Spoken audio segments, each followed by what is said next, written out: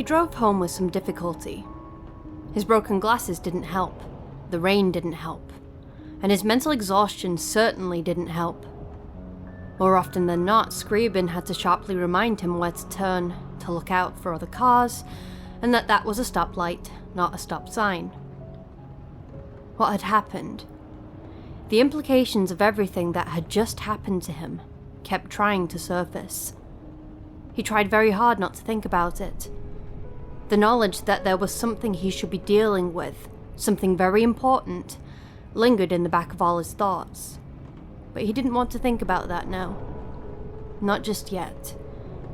He was too tired.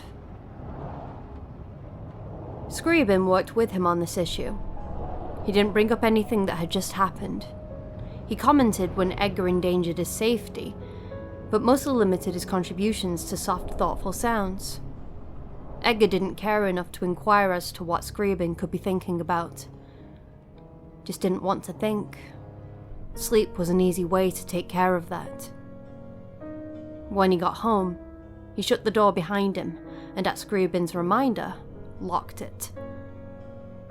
Despite the fact there was nothing more he wanted to do than go to sleep, he followed Scriabin's advice and locked all of his windows. Finally, he kicked off his shoes and fell onto his bed without changing his clothes and without getting beneath the covers. It took a surprisingly short time for his thoughts to quiet enough to allow him to sleep, considering what had happened. Scriabin helped him in this regard, helped refocus and redirect thoughts that led in circles. His voice was sharp, almost annoyed, but what he was doing at the time was more important to Edgar than how he was doing it. Dreams. Without his normal logical barriers, his dreams quickly focused on what had just happened. The fear and confusion, the trauma of regression, and the certainty of his future. Of hell. Harder to control now. Edgar was not a lucid dreamer. Something vague and ominous looming over him. A flash of something black, and then it was gone.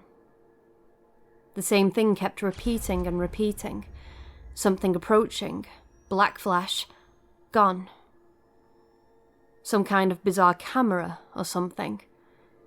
No, that didn't make sense. Unwillingly trapped in a child's body. Not unusual in his dreams, although this time Edgar could think rationally.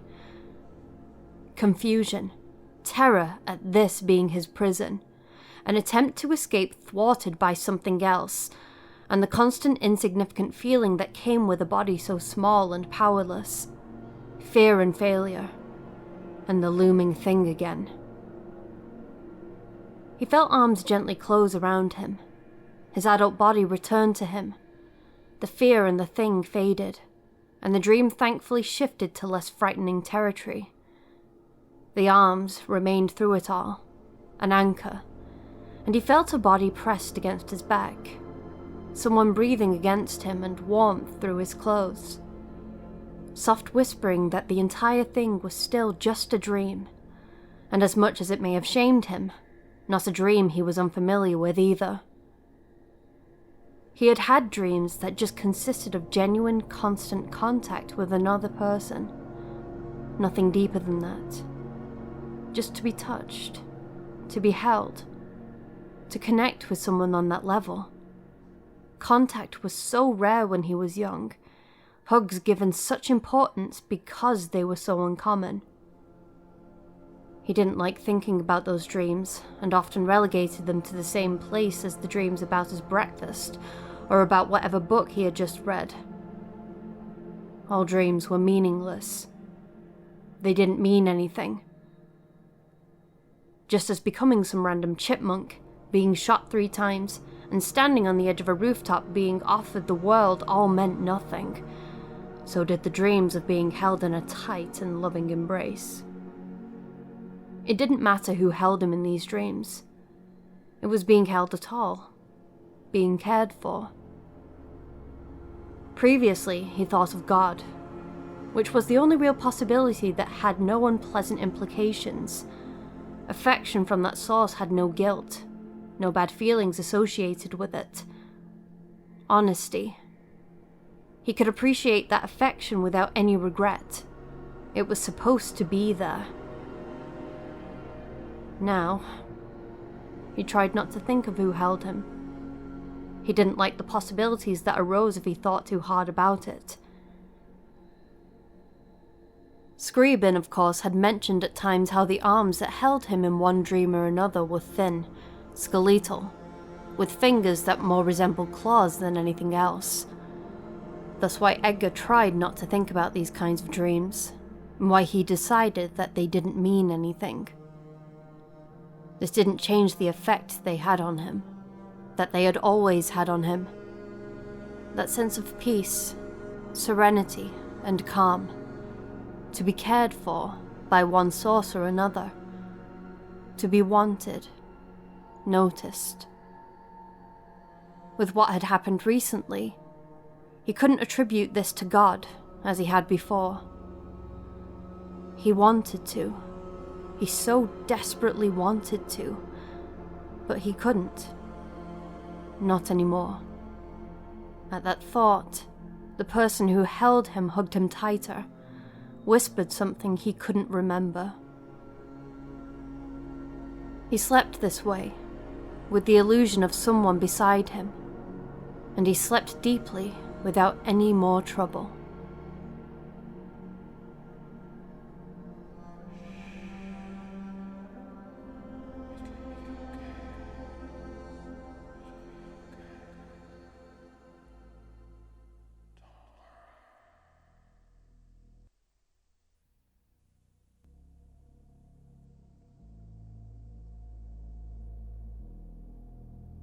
The next 3 days did not follow the pattern Edgar had unwittingly set for himself.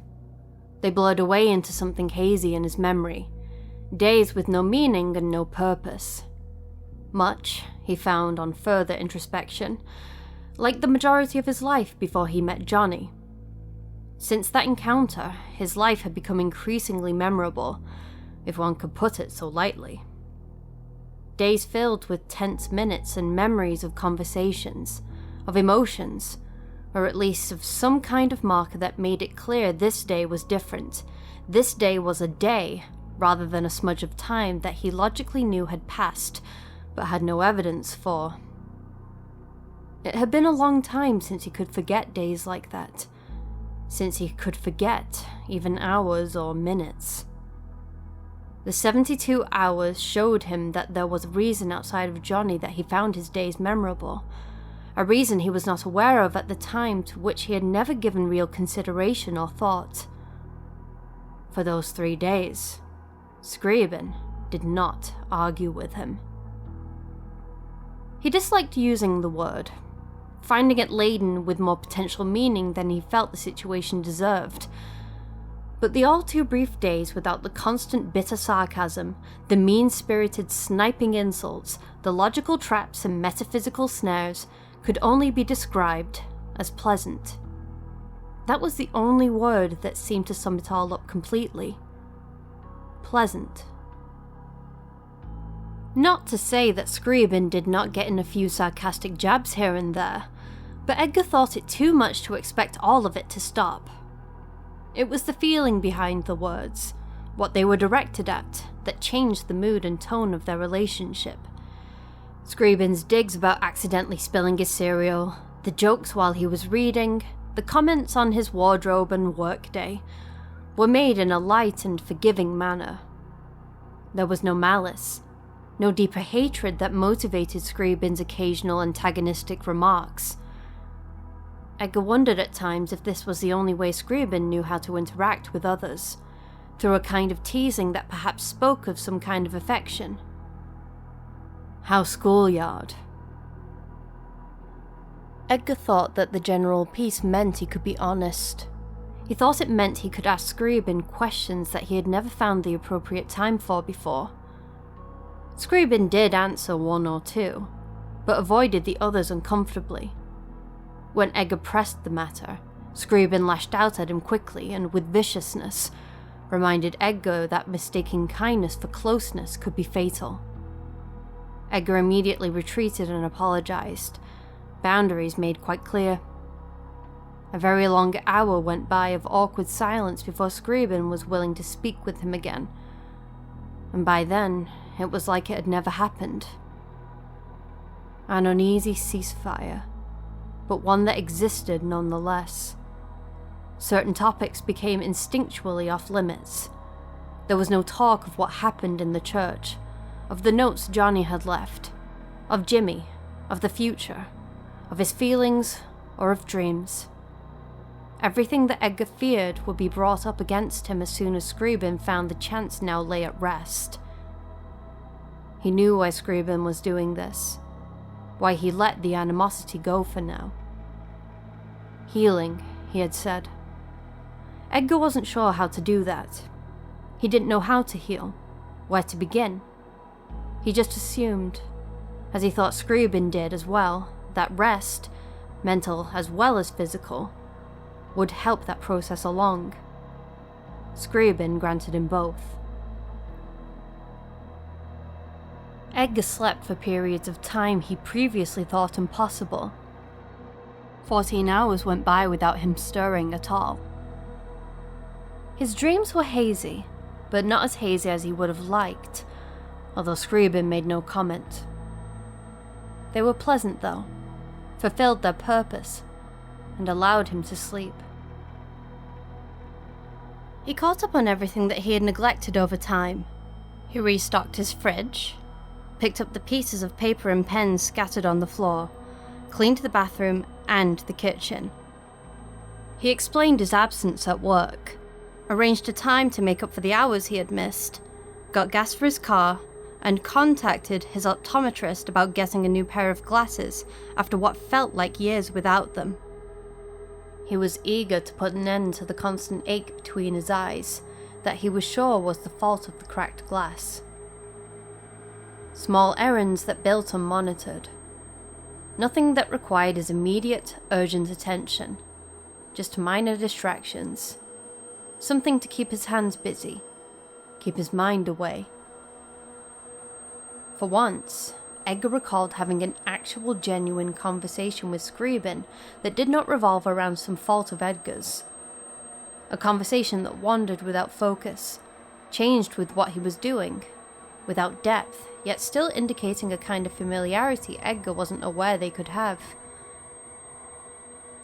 He heard Scriabin really laugh for the first time, and realized he couldn't remember the last time he had laughed himself.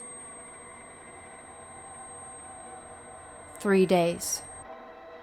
The phone was silent. It was pleasant to keep it shallow. Keep away depth that they knew was painful, that they were both well aware of, chatting about things that didn't mean anything. The weather, this author, or the current movie that came out. A constant conversation in his head that had no meaning and wouldn't be remembered. Like the forgettable days he thought he could never have again. Conversations with Scriabin faded into the back of his mind. Building a friendship on lies, on false shallowness, on the desperate fantasy of normalcy, despite the fact that the conversation was internal, that the person, if he could be considered one, that Edgar was talking to existed only within his mind. Despite all this, there was the wish that this normal life he was leading, all the minor errands and lost time and conversations that were completely and totally unremarkable, was real. That things really were this simple. That the voice in his head really was just amused by the word elocution and had a craving for tacos. That there was no homicidal maniac, no otherworldly system, no emotional turmoil, no eternal damnation, no loss, no pain, no hurt, no damage. Normality. Playing at a normal life. What Scriabin had once condemned as meaningless, pointless, he now worked to keep alive. worked as hard for the same illusion, although Edgar couldn't say for sure it was for the same reason. He would have liked to, but he didn't know that for sure. And at some points during those 3 days, Edgar thought that this resembled his old life before he met Johnny, more than he thought it should, and he wasn't sure what it meant for the false hollowness that suddenly became so appealing. They both knew it was a lie. They both knew it had to end. Edgar was sitting on his couch reading. Scriabin was humming some tune in the back of his mind that sounded familiar, but Edgar couldn't place it. He wondered if this was going to be one of those things that was going to haunt him, if at some point in the future that was entirely inappropriate he would suddenly perk up and shout the name of the song, as if figuring it out was some kind of accomplishment. It could happen, or the tune could just dwindle off into his memory and be forgotten, as so many other melodies had done. He wondered briefly if Scriabin just made up each little song, a thought which always made Scriabin snicker softly but never answer the question. Interactions without meaning. Skating on the surface of a pond that had been unbroken for days Edgar loved not being able to remember. Scriabin's humming slowly faded, and there was relative silence. A moment of self-awareness, and Edgar realized with mild amazement that he thought mental silence was unusual.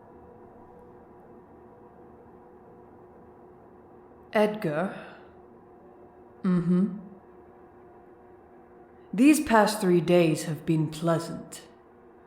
I know that's the word you've chosen for this, and I can't find any direct fault with it at the moment. It's as good a word as any. He turned the page. Sure. I would like to pretend that this could continue, that I could accomplish what you asked of me when... Edgar's eyes widened at the realization that this was it. This was when it would end, and he sighed. He closed the book carefully and set it to one side. He knew this would happen. He knew it. And yet, somehow, he didn't feel prepared. Scriabin must have felt similarly, as he sounded more morose than anything else. I wish I could erase what you've done. I wish this could be how things are, that everything you've done could be so easily glossed over. But I can't. I'm not willing to live a lie. I know the short-term benefits of the occasional flight of fancy, the escape that all people require at some point or another. I understand that, so don't try to bring it up. But, Edgar, I know that this cannot continue. I know when it has to stop. I know when the lies have to stop. Edgar wanted to say something in response, but he couldn't think of anything. It was only 3 days, and to be at such a loss for words. Was this loss deliberate? An attempt to evade the argument he knew would come? He really didn't want to start fighting again. Not just yet. Not his decision. It is time for reality, Edgar. For what we've put off. 2 weeks, you told him before, and that gives us a limited window of time, if there is one at all. It was the first number that came to mind. Huh. Quiet and humorless. I remember saying I would take notes, but after all this time, it's a little more indistinct than I would like. I'm not sure where to begin with all that has happened recently. All of it speaks of a future less than pleasant. I'd rather not deal with another mental breakdown, not after how calm it's been, so talking about this may take a little bit more finesse than I planned. Or you're used to. They had traded minor insults for the last few days without the threat of serious consequences. Scriabin sighed.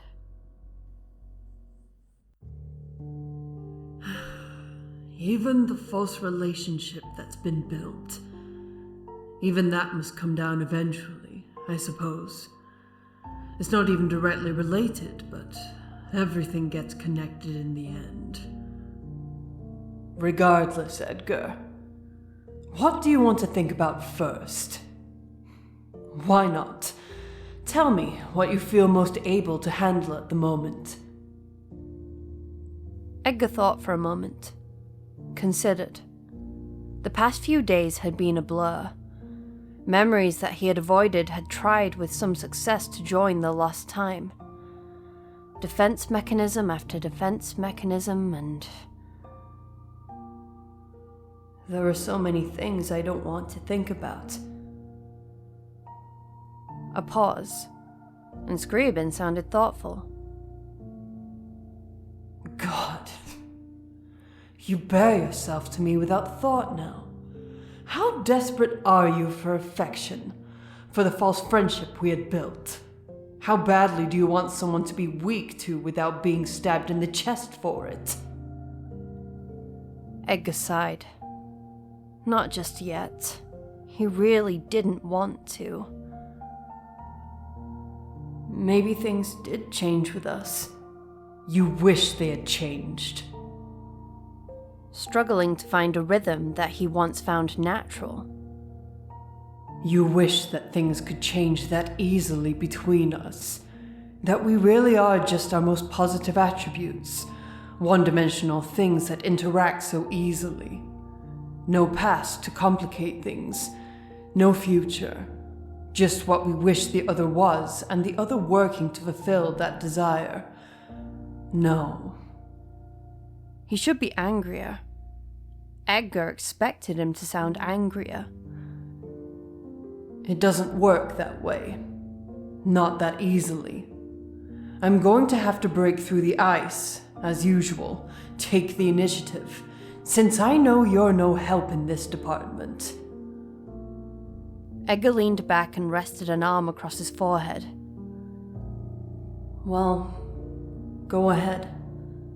You might as well. But before Scriabin could continue, Edgar thought of something else. What would it be like, Scriabin? I mean, if it was really like this.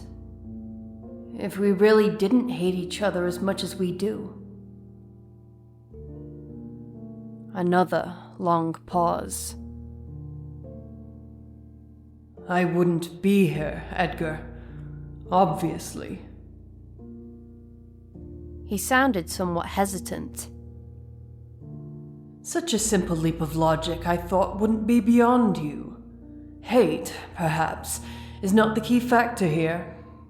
It's what I do that you think requires your hate. Arguing with you is what was missing these past 3 days, Edgar, not our mutual dislike. Fighting with you reinforces, justifies what you feel for me, and without that, it fades. You forget that it's there without that constant reminder. He wasn't sure if he believed that.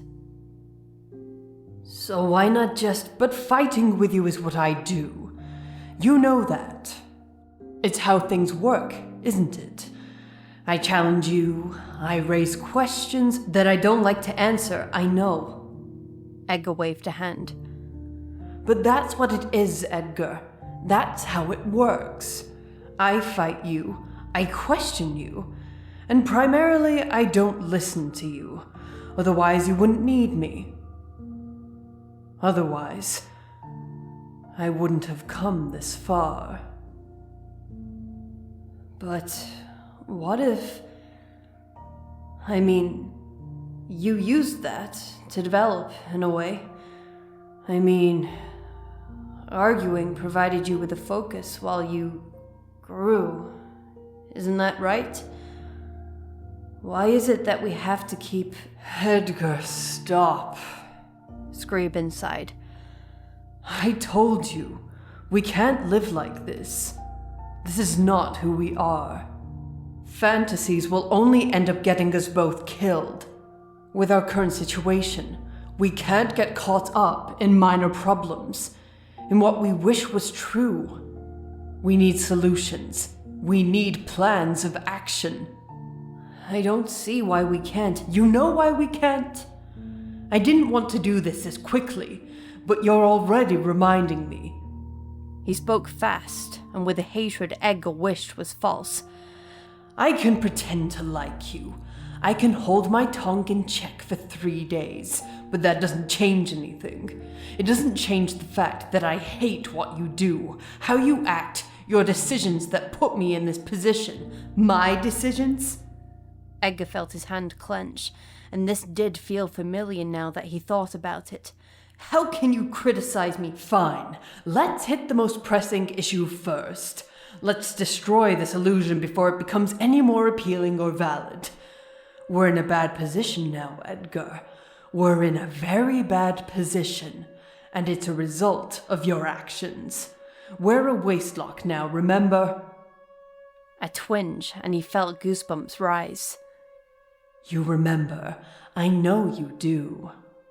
I'm sure that hasn't slipped your memory completely over these past few days. I'm still not sure how much of it is real thanks to you, but Satan told you what will happen.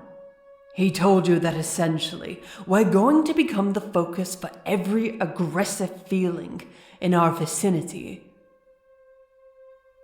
Hearing the words, but still the deeper meaning eluded him. The ramifications, the long-term consequences he had avoided for so long. How do you know that for sure? Goddamn! Ugh. I forgot you'd do this. Right. Scriabin's voice changed abruptly, cloying and hatefully sarcastic. You still don't think that was all my fault, do you? Edgar felt his eyes narrow, and a quick defensive reaction, an urge to claim that he didn't know what he was doing before he realized that wouldn't help his case. Instead, he struggled to match Scriabin's tone. No, I don't. But that doesn't mean that what happened actually...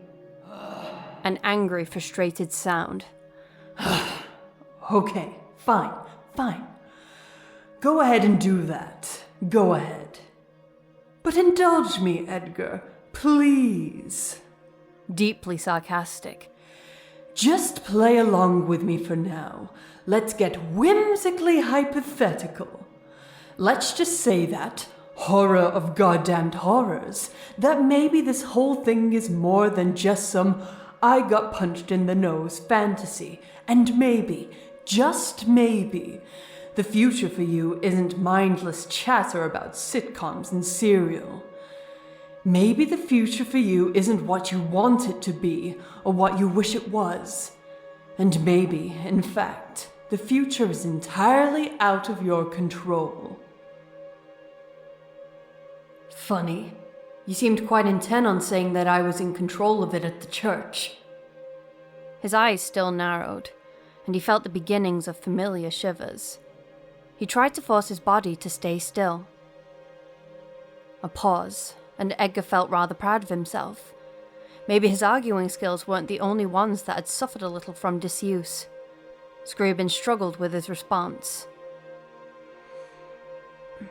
Continuing with our this isn't real take on the current scenario, I know it's your favorite kind. I merely presented to you the possibility of your real power. I told you that you could be free, that you did have options, and that now you could take control of your life. Not that you had, but that you could. Frankly, I don't think you will. That doesn't surprise me. I hardly expect your support. See how easy this is? See how easy it is for us to go back to how it was. You know why that is? Because this is how things are. This is how things work. This is how it works for us. We can pretend, but what good is that? Pretending doesn't change anything. Pretending things are better doesn't actually make it so. You've always had trouble with that concept. Edgar rolled his eyes. Here it comes. Scriabin paused, and he heard him hiss softly. Obviously didn't expect Edgar to anticipate what he was going to say. No, there are more important things to think about now than him. For example, the fact that your soul, as I mentioned, may belong to something other than God now. If this entire wastelock thing is true anyway. It was simple to set himself in the position of general yet unquestionable opposition. I don't know that for sure. How much evidence will you need? Spiteful. How far along will you have to go? If what the devil said is true, the end result of this entire thing is eventual collapse. What exactly that entails, I can't say for sure, although I can say with some certainty that it is not good. Personally, I imagine insanity at the end of this entire thing for you.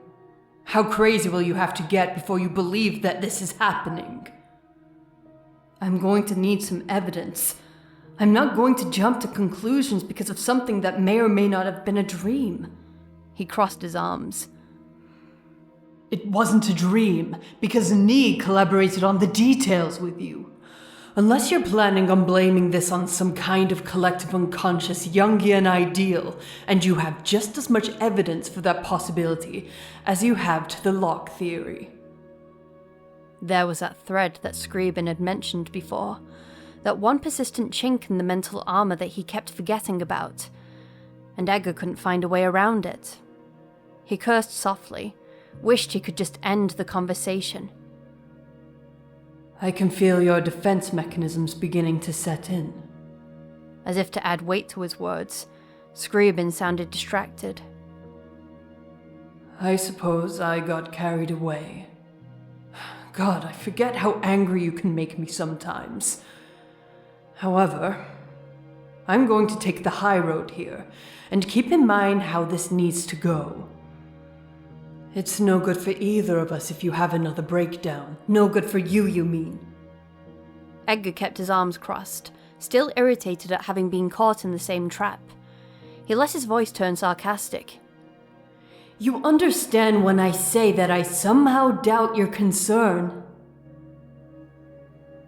A pause. Good to hear. Blind faith.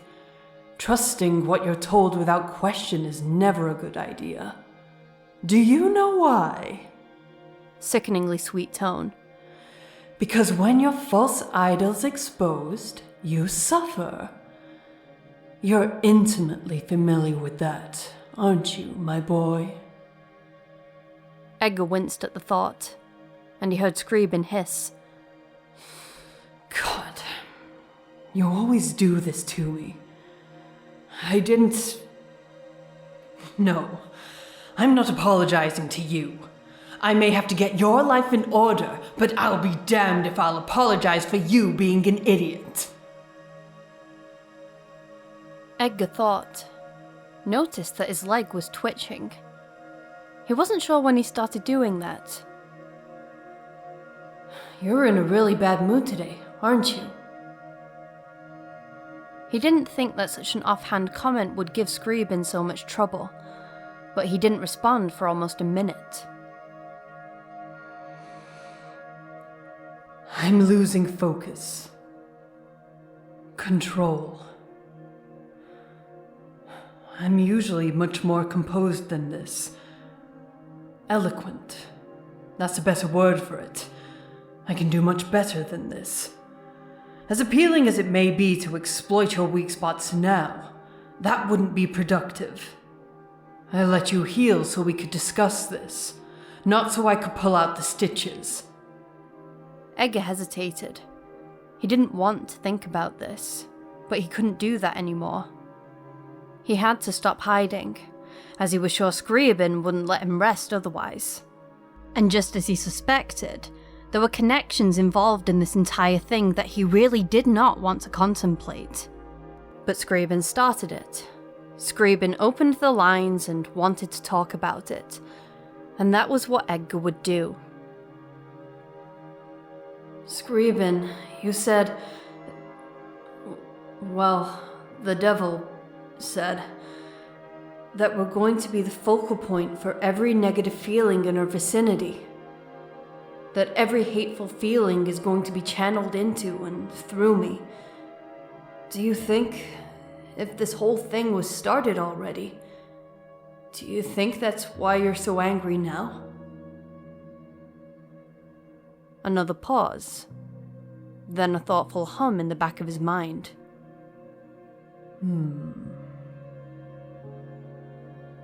No, I don't.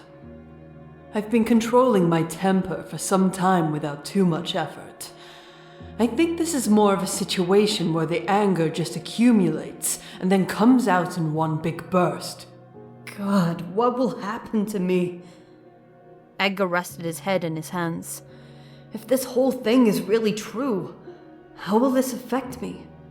Will I change? I mean, I would have to change. I can't imagine this whole process being unnoticeable. It can't be. He said that the locks eventually collapse. This will have to affect me in one way or another, if this is all true. What will it do to me? What will this be like? Will I become those feelings? If Nee said that he was a lock and that he felt that his actions were beyond his control, it could be that the amount of hate going through him fed his psychosis. Will that happen to me? God, losing control like that. Will I collapse? Couldn't have been more specific, eh? Scriabin directed his comment to someone who wasn't listening. Collapse indeed. There's a number of meanings that could potentially have. Well, I suppose it's in his character not to tell the whole story. And you? What will happen to you through all this? Scriabin didn't say anything. Unless... you're asking me? A moment where he sounded fairly amazed. Then his tone quickly hardened. Why do you care? Since when have you ever cared about how anything affects me? I mean, look at what you said before. That was... you've gotten angrier recently. No, I haven't. You've gotten weaker. You've gotten angrier. You swear more often. You've lost your patience with me much faster than before. And you've said things to me that you wouldn't have said before. At least, I don't think you would have. Scriabin snorted. Amusingly enough, I think you're giving me too much credit. I didn't think I'd ever say that. Don't tell me that false friendship we created has completely wiped your memory. My boy, my dear child, I said things to you in our distant past that cut you far deeper than anything I've said recently. Some of the earliest things I said to you were far more venomous, far less forgiving than what I say now. What has changed here is not what I say to you, not my attitude. I have not become crueler, my boy, or more short-tempered. I have merely become more powerful, and you have subsequently become weaker. That is the reason my words have more of an effect on you. I don't think so. Edgar shook his head. There's more to this than that. I'm sure of it. You're the one who's so insistent that this entire process is, in fact, occurring at all. If that's the case, there must be some kind of impact it has on me. On us both. I remember something. I remember you talking about seeing something. When I was half awake that one time. I remember you swearing, and I remember how you felt. This kind of anxiety. That's not nothing. That's not normal. We saw something. Both of us. And you saw it too. It wasn't real, but you saw it too. I didn't see. You're always claiming we're so connected. Irritation in his voice he didn't intend. You're always going on about how we're the same person, or if not that we at least came from the same source. We're joined. You feel what I feel. All of that. Why is it now, when something bad is happening, you're suddenly exempt? Why is it that whenever something bad happens to me, we suddenly couldn't be more separate? Another pause. I didn't say I was exempt. That wasn't. What are you? Edgar found this topic to be less potentially disturbing than the idea of being a wastelock and the ramifications thereof, and thus readily changed his focus. What are you anyway? What's your answer this time? Are you still me? Are you different from me? What do you want from me? What do you want? Silence. Edgar was about to get up and walk into his room, guessing that maybe being closer to the action figure might give him some more hints as to how Scriabin was reacting, when Scriabin spoke again. Edgar, tell me, you aren't honestly stupid enough to think that I would ever tell you anything about myself, are you? Do you somehow think that after all this time, the grand secret of my existence, my deep inner goals and the mysterious workings of my mind can so easily be accessed with just a simple question? Not only that, but the same question that you've been asking for as long as I can remember, for the 50,000th time. Grow up, Edgar. Merely hardening your voice and sounding authoritative won't get you anywhere with me. It never has. You have no power over me anymore. Are you saying I used to? Scriabin took a moment to consider this. Which way to toy with you? Which way to take this? Fine. I'll play along. Yes, I do think you had power over me once, long ago. But guess what? I warned you. I warned you not to give me a name. And even though I didn't warn you before that to stop encouraging me, you gladly fed me by constantly validating my contributions, by interacting with me. You kept me alive because instead of ignoring me, you gave me your hatred, your resentment, all the negative aspects of yourself. And that was more of a validation than you knew. You created me. It's your fault I'm here, and all of my relative power has its source within you. Well, why can't I take it away? Edgar, there's this concept that both you and your dear psychopath have problems with. It's called change. Perhaps someday, long ago in the foggy mists of the past, you could have stopped me. Maybe there was a time when you could have taken more responsibility for your conflicting emotions, for the two sides of you couldn't reconcile, and maybe you could have stopped me. But I'm afraid, my boy, that I have changed, and so have you. If you'd bothered to take the time to consider it. I have changed, Edgar. I have taken the power you offered me. I have changed and become something that you have no power over now. You can't control me. I don't have to tell you anything. You can't make me tell you anything. That's funny. I seem to recall you were quite afraid when I rebuilt my memories not so long ago. Edgar smirked for a moment. I think that it'd indicate that I still have some power over you. You're a liar. Scriabin sighed in irritation.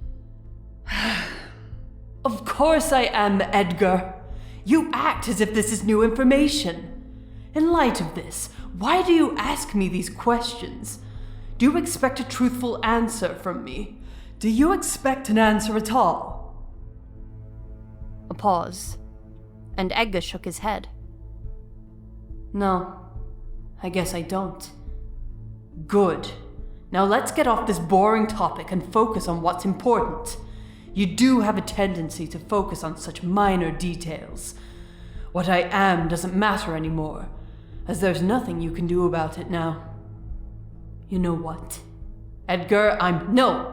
Before we move on, I want to say something. You don't know what you are, do you? I bet you don't. I bet you don't even know. Of course I know what I am. Scriabin sounded deeply offended. What kind of idiot do you take me for? How could I develop this far, and this well, I might add, if I didn't know what I was doing? His defensive reaction was encouraging. You don't have to know what you're doing to accomplish something. I bet you don't know half of what you think you do about yourself. You're just as confused as I am. You just hide it better. Where you come from, what you're here for, all of it. You don't know. You really don't know, do you? Incoherent, frustrated sounds, and Edgar smiled. No wonder you won't answer my question. I have no idea why you came up with such an incredibly stupid interpretation of what I just told you. A moment to get his voice under control. That's not true. But that's also not important right now. Our relationship is a minor speed bump here. It's so trivial compared to everything else that's happening that it's insulting that we've even been talking about it. Can the implications of what happened, the sheer immensity of the fate in store for us, be that lost on you? How can you possibly try to focus on me with so many more serious problems at your doorstep? Edgar could recognize what Scriabin was doing, but on the other hand, he did have a point. Still. A moment to work his words, find a way to make them sharp and biting. Of course, you're upset because we're not focusing on the right problem, not because you don't want to talk about it or anything. He heard a low growl in the back of his mind. God, I hate you. And Edgar felt satisfied. You were saying? Scriabin sounded as if he was trying to make a decision, then made a dismissive sound and continued. What we need to focus on now is how we're going to get out of this. I don't know about you, but I don't feel particularly inclined to become a glorified hate funnel, as your dear knee put it. The collapse mentioned also does not sound appealing. We need a plan. Well then, what do you have in mind? Silence. This time, Edgar did get up and walk into his room. The toy stood there as it always was, one arm pointing out across his bed. You don't actually have a plan, do you? Of course I do. It was an instinctual, quick response, and it was easy to tell. Edgar sat down on his bed and stared at the motionless action figure. It was strangely comforting to hear his voice physically. At the thought, Edgar quickly reevaluated his feelings. Not comforting, irritating. I'm just trying to put it into words. You're really off your game today. Edgar leaned back and folded his hands behind his head. I can see right through that. You usually make this more difficult. I've noticed you're also quite a bit more snappish. You know, you ask me if this lock business has made me irritable, but I'm afraid you haven't considered that it cuts both ways. You haven't been this sarcastic with me for some time. In a way, it's encouraging, I suppose, but not enough. It's a bad sign. So, what's your plan? Edgar stared up at the ceiling and waited. If you hadn't jumbled everything up, I could get a clearer look at things, Scriabin mumbled. As it is, the devil mentioned that when the lock is destroyed, the cell empties itself, and that Johnny's suicide destroyed his status as a lock. Obviously, suicide isn't an option. Why exactly? Edgar was surprised that the words came from him, then looked a bit deeper. And since when is that your decision? Scriabin didn't say anything for a few seconds, and he sounded astonished when he spoke again. How? I just can't understand. How on earth can you be so callous? For God's sake, Edgar, I'm still here with you. I know that it's just so much to ask, but could you please take my feelings, or at least my existence, if nothing else, into consideration? His sarcasm masked something else, and Edgar for a moment wanted to go for it, wanted to dig through the masking lie and expose it. But then he remembered. Promises in the church, phantasmal contact, and that protective, possessive snarl. It was so easy to polarize their relationship, to swing from one extreme to the other while forgetting all the shades of grey in between. It would have been easy to pretend that the two of them were mortal and bitter enemies, just as it would have been to pretend to be friends. But in the end, it wasn't that simple. It would never be that simple. And in a way, he hated the fact that it couldn't be that simple. Edgar was silent. You don't make this easy, Scriabin said. We're in a horrible situation now. So many opportunities passed by, and so many bad decisions. Tangled up in mistake after mistake. However, I have confidence that we can make it through this, as we have before. After all, the past isn't always indicative of the future. We can survive. We have, and we will. And even if it comes down to it, and you give up, as you're so wont to do, I'll survive. I'll make sure of that. How? A quick question. And again, Scriabin was unprepared. They both weren't used to this. That was his only guess as to why Scriabin was getting caught off guard so often. We'll figure something out. This lock mess, it's not good. There's no easily available out for us. I'm not sure if the process can be reversed. The only thing we really have to work with is the mention that when the lock is destroyed, the cell is emptied. There may be some other way to destroy your status as a lock, although I somehow doubt that any such solution would be pleasant. Johnny, for example, committed suicide. There must be another way, something less permanently damaging. While Johnny did somehow get his second chance at life, I doubt you'll be so fortunate. The devil said that he was a mistake, which I suppose led to his resurrection. You, however, are the ideal candidate for this entire mess, and therefore, when you die, I think that will be just how things should go. I won't accept that. Edgar opened his mouth to say something, but Scriabin cut him off. And neither will you if I have anything to say about it. We're fighting this, and that's all there is to it. This time there's no passive acceptance of death. You understand? Edgar rolled his eyes, but he didn't feel like pressing the issue. Let him believe what he wanted. In the end, it was still Edgar's body, and it was still his decision. It wasn't as though Edgar really wanted to commit suicide. He just resented his ability to make that decision being questioned, usurped by Scriabin as if it was his birthright. He wouldn't choose death, but he at least wanted a choice. I don't know enough to really put forth a good hypothesis as to how to avoid the lock position.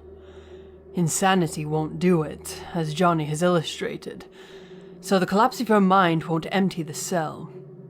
It seems tied to the physical aspects of the assigned lock, and that is a tricky thing to overcome. Johnny implied that he had done some amount of damage to himself experimenting with his invulnerability or what have you, so a great deal of pain and suffering won't clear the lock status either. Death can't be the only solution. There has to be another way. This entire process... I wonder if the mental collapse of the lock is a part of the process, a sign of a full cell, or merely an unintentional side effect. I'm leaning towards the unintentional, considering that Johnny's psychosis raged on for some time regardless of how full the cell was. Otherwise, his status would have been voided when he went insane and... well, regardless, I have confidence that we can survive the process for some time. Not forever, surely, but for some period of time. Perhaps enough to do research, study what's happening, and learn how to cope. Adaptation will be key, and thankfully that is one of your specialties. Eventual collapse, whatever that entails, but maybe not with enough practice. I can't say that for sure. Of all the problems facing you, this one worries me the most. It has no easy resolution. Edgar couldn't think of a solution either, so he stayed silent. So, as much as I dislike doing this, I'm afraid we may have to let that rest. It's the most important issue, but there's no ready solution. And ruminating about it endlessly will be no help to anyone. Scriabin sighed, then mumbled to himself. I hate not having an answer, especially for something this important. Edgar should have leapt on that chance. Should have attacked as he was sure Scriabin would have done had their positions been reversed, but he just couldn't find the motivation.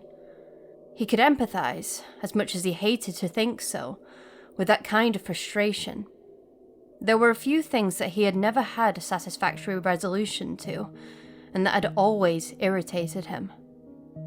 The fact that Scriabin was not frustrated with him, but rather with their situation, probably also had a hand in it. I think you're right. I don't like leaving that either, but I don't know what to do. Edgar found himself shuddering as he heard the words repeat in his mind in a much higher voice. He quickly pushed the memories away. The last thing he wanted to think about now was how he had completely failed under pressure at the church. That was embarrassing as well as unhelpful. Scriabin seemed fairly surprised that Edgar hadn't attacked him. Shades of grey coming back for them both, and his tone softened somewhat. There's another issue, though. One that I think might be a bit more easy to resolve in that it actually has a feasible solution. I can still feel the residue of doubt in you over what exactly this lock business could mean for you spiritually. Edgar pressed his arm over his eyes. That's it. That's why I was avoiding this. Yes, I think you're right. A minor truce and one that was exceedingly temporary. Edgar wondered which one of them would be the first to break the peace. You're not afraid of the eventual collapse that is the end result of the system, and neither am I. I have confidence that we'll be able to handle it, perhaps to overcome it when the time comes. If not that, at least the ability to handle what will happen. But that's far from saying there's no fear at all on your part. It's just there's a different factor here that you find more important. You understand why? Edgar could keep up his end of their civil discussion at least. In that way, at least breaking their tenuous connection wouldn't be his fault. I'd rather not die, but if I have to, I'm not. A deep sigh. I wasn't afraid. As I said before, Scriben's words came haltingly. You're outside of their jurisdiction now. You belong to no one but yourself. You are alone. A sharp pang in his chest. A real physical pain that caught him by surprise. At the twinge, Scriben stopped speaking. A few tense moments went by until the pain faded. A physical manifestation of pain that should have been internal. Perhaps this hurt more than he was willing to accept at the time. Possible. Edgar felt like he was drifting slightly in a way that was hard to define, and he knew that was a bad thing, but he wasn't sure how to fix it. Scriben resumed speaking, his voice soft again. I felt that, just as you did. And I know that the consequences for bringing this up could be quite dire. But the fact of the matter is, at this point, your moral code has no relevance. He sounded uncomfortable. How to phrase this? A lot of your emotional turmoil over this period has been a result of your conscience. The rules you feel you must follow, and the punishment you inflict on yourself for breaking these rules. Without delving too deep into the heart of this just yet, as much as I would like to, this moral code no longer has any authority. Punishing yourself as you have is pointless. I tried to make this clearer to you before when we spent our time together in your mind, but you weren't very receptive then. I can only assume that you're more so now. Still drifting, and he felt this vague sense of panic, that he should be stopping this, but he wasn't sure how. He had a feeling that motion would only make this worse. He resolved to stay where he was, relatively. Scriben's voice at least provided an anchor. That way he knew he wasn't really moving. You don't sound like yourself. Scriben made another uncomfortable noise. Like I said, this requires a bit more finesse than I'm accustomed to. I wasn't lying before when I said you were more resilient in the past. Then again, I've become more powerful. The situations facing us have changed as well, in their scope and influence. And I suppose I can't always rant or argue with you the same way. The situation does call for a light touch. I consider myself adaptable. Intelligent, surely, and definitely enough so to adapt to what the situation requires. Edgar perhaps should have been annoyed at the egotism in Scriben's last statement, but he could hear his voice shaking. Attacking you, as I usually do in this situation, would not work. This requires logic, acceptance of facts, presenting them in the way that I usually do, often worked for minor problems. But this is something a bit bigger than I'm used to dealing with you with, I suppose it would go. And lately, I found how you react to me is rather distressing. Things are changing. I got the message after 3 sentences. Edgar wanted the bed to stop moving. You don't need to elaborate any further. I understand. Keep talking and talking and talking. You're trying to justify it to yourself. You're afraid of changing too. Scriben made a growling noise. Forgot that that line between the two of them was still open. In his defense, Edgar was distracted, but that still didn't make it an intelligent thing to do. I think It would benefit both of us, Scriabin said very slowly. If you stopped derailing the conversation. Edgar rolled his eyes again, but knew that pursuing the matter would be useless now. To echo his words earlier, Scriabin was not being very receptive. Also, Edgar still felt as if he was drifting somehow. If Scriabin started sulking and refused to talk, he was worried about what would happen if he didn't have his voice to focus on.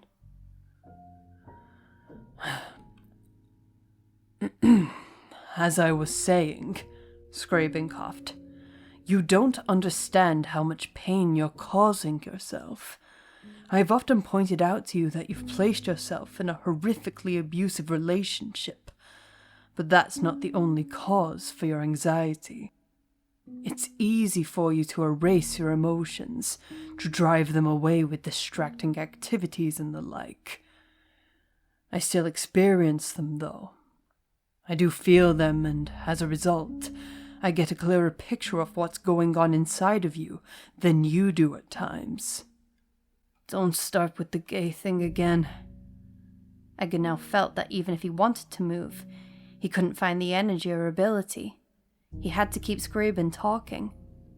At this point, if he did lose that focus, there was a chance that he might not be able to stop himself from floating somewhere else entirely.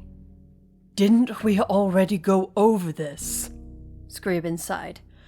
It's not that, although something like that is a factor in this. The main problem is this constant internal monologue you have, besides me, that punishes you for what you do. You can never trust your own decisions. You're always second-guessing yourself, what you want and how you want it and why.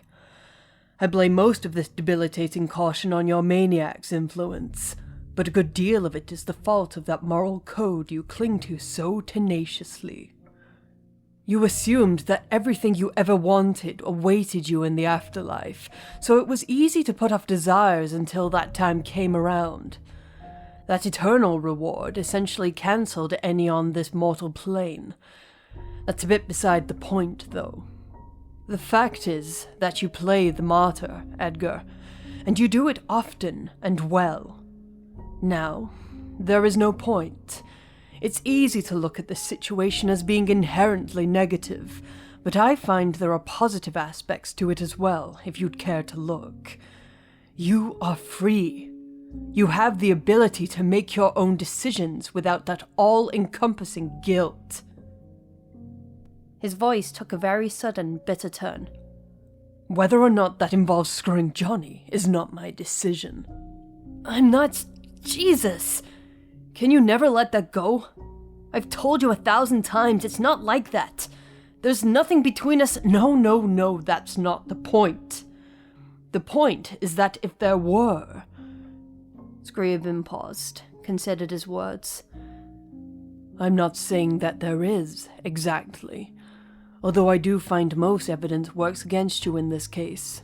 But if these feelings were present, there'd be no reason to deny them, destroy them, or hide them. Hurt yourself for having them.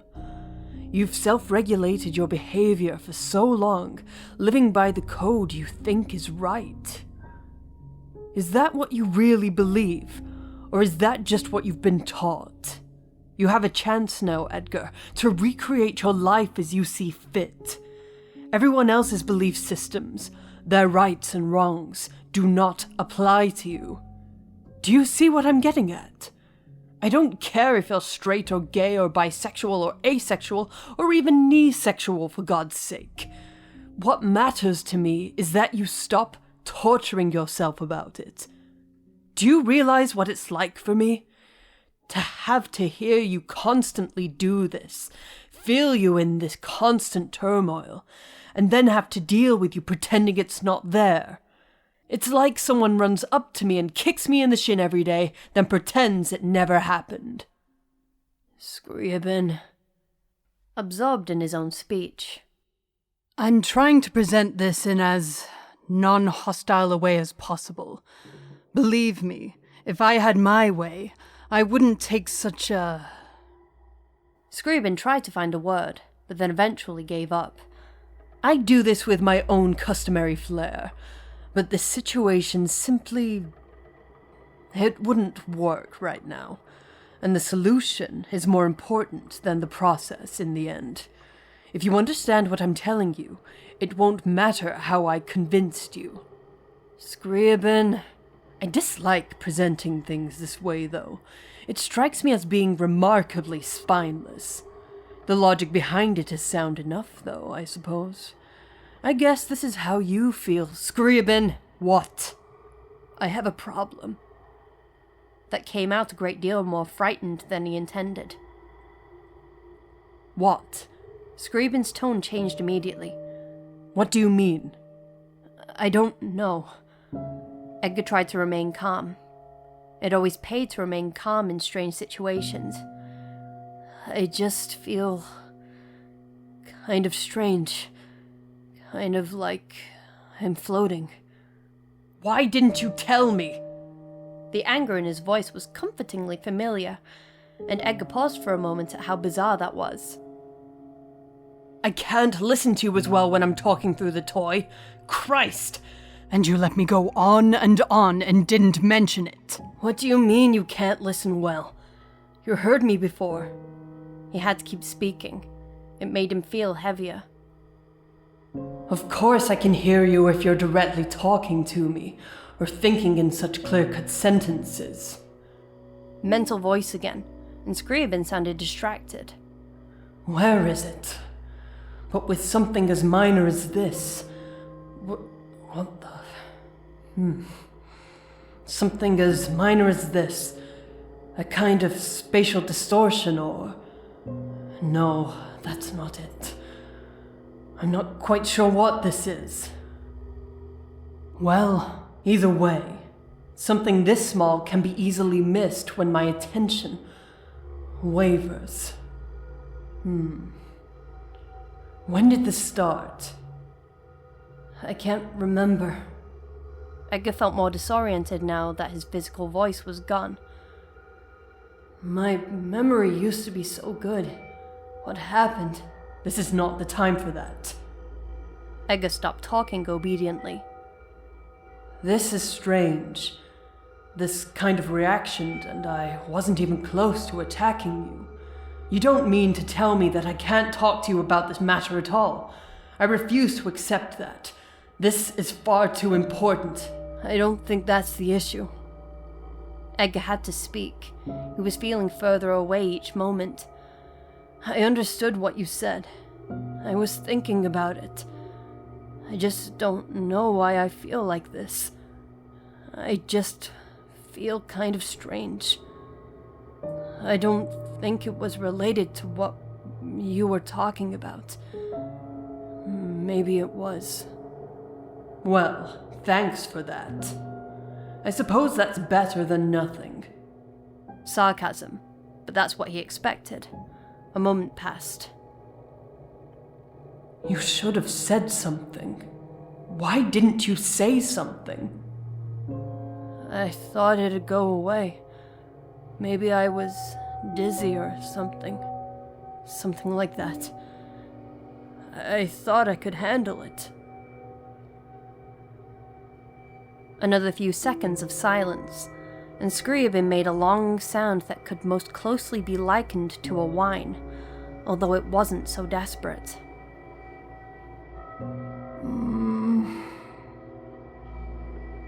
I don't like this at all. Also, you didn't have to phrase it like that. It doesn't make you clever to turn things back on me, particularly when you need my help. It makes you stupid. He didn't intend to phrase it that way, but it was too late for that. Part of him wanted to say that he didn't need his help, but another part reminded him that pride wasn't his particular moral failing. That one belonged to Scriabin. Can you fix it? He wanted to think harder about what had just crossed his mind, but Scriabin cut him off. Can I fix it? Edgar, these things aren't that simple. I can't flip magic switches in here and make you happy or sad. A pause. Well, Either way, I'll just have to find what's causing this dizziness. Some thought you aren't consciously recognizing, no doubt. Although you may be hungry. Go get something to eat and try not to think too hard. I don't want to move. Right. I forgot. What's it like for you? What do you see? I mean, considering if we're going from the pure biological definition of the mind, technically all you could be would be chemicals passing from neuron to neuron. Somehow, I don't think it could be that boring for you. Sentience is a funny thing, isn't it? Scriben rarely sounded like he wasn't paying attention. Do you have your own place in there? How do my thoughts materialize anyway? Is it visual or... Look, shut up. I'm trying to do something. You're being very distracting. Also, it's tremendously difficult to explain. Scriben grunted. Imagine, for example, how to get this across. Imagine, if you will, being a two-dimensional shape and having, say, a three-dimensional shape attempt to explain the third dimension to you. You read that in a book. Correction. You read that in a book. Therefore, you know the rest. Either way, analogy is apt, etc., etc. Now shut up.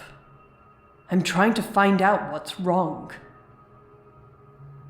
Before, he had been floating in a generally horizontal direction, as best as he could guess.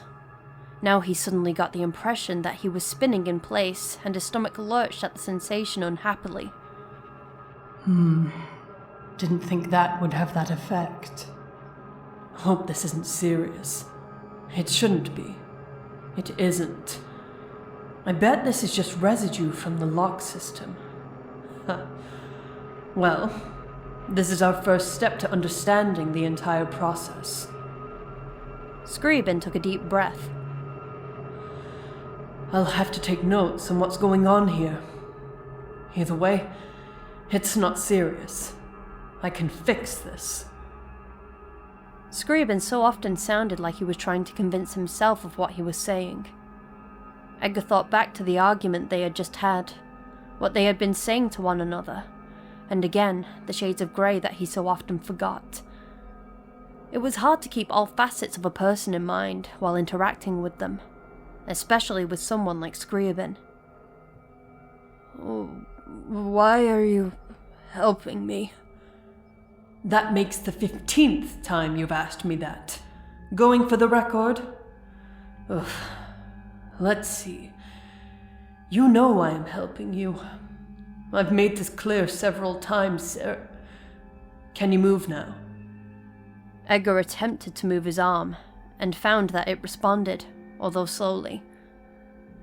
Yeah, getting there. Good. That means I'm onto something. Well, thank you, I guess. Another moment of silence. My home too, he eventually mumbled. What can I say? It's us for me. Maybe someday it'll be us for you too. This makes no sense. How could this be? With a quick jerk, the room stopped moving and Edgar was back on his bed again. He moved his other arm cautiously and stared up at the ceiling through a fading haze of red stars and spots. Been pressing a bit too hard, he supposed. After he felt a bit more steady, he turned his head to see the action figure standing on his desk, still frozen in the same position as always. He felt like he was looking for something when he looked at the toy, but he wasn't sure what it was. Okay, It's gone now. Everything stopped moving. Good. Scriven was breathing a little fast. That wasn't too difficult. Now that I know where to look, I can prevent that from happening again. It's nothing to be worried about. Edgar wanted to believe that. I hope this isn't a sign. Come on, Edgar. If there was going to be a sign, it would have come on much earlier than now.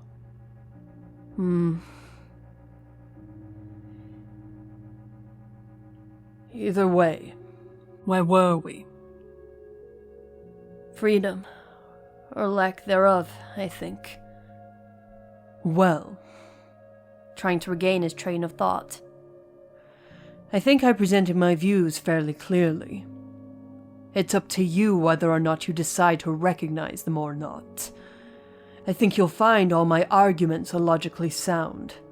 It's a matter of whether you decide to continue living your familiar lie, or whether you accept the life you could have. It's not quite as simple as you make it out to be. Edgar felt the beginnings of a headache coming on.